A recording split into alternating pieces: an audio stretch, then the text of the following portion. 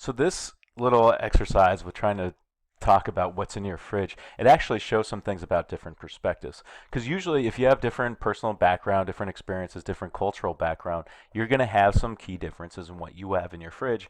And therefore, when you think about a refrigerator just in general, you're actually going to think about different things from people who maybe have a different background for you. So for example, for me, something that's always in my fridge is hoisin sauce, which some people listening to this probably have never even heard of it.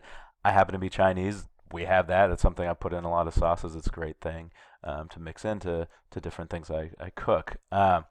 Never put soy sauce in the fridge, but I would have that in my cupboard, which is something that other people wouldn't think about, right?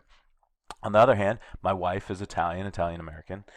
So her mom actually tends to cook up a bunch of pasta sauce in advance and keep in jars in the fridge. So those are always in there. So when she's thinking about a fridge, that's something she associates with the fridge. Whereas when I was growing up, never would have thought about that because we didn't do that, right?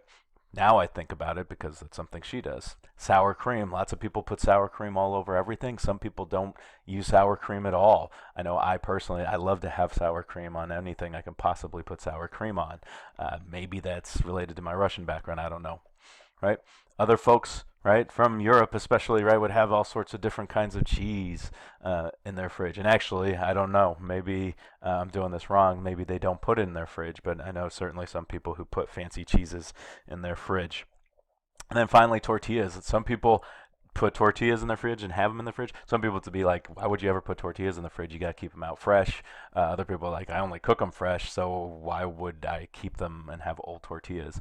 Whatever, right? All these things are different things that might be in your fridge based on your own background, how you grew up, right? And so when you think about it, because I'm thinking about a fridge, I'm going to think about different things. Nowadays, I actually probably maybe have all these things in my fridge, but it's because of my different experiences growing up. But when I was a kid, definitely wouldn't have thought about that.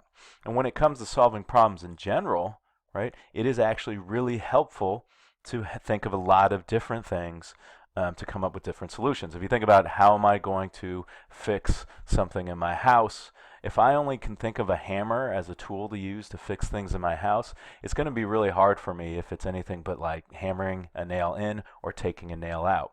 On the other hand, if I can think about all these different things, when I think about, hey, how to fix something, I think of pliers, I think of using an X-Acto knife, right? I think of different wrenches and screwdrivers and things like that. I'm going to be a lot more likely to be able to solve the problem than if I just think of a hammer, right? So same thing, right? If I have more experiences, just like in the fridge, if I have now I have more experiences as I've grown up, I think about all these things as things that could be in a fridge where someone else might not think of all those things.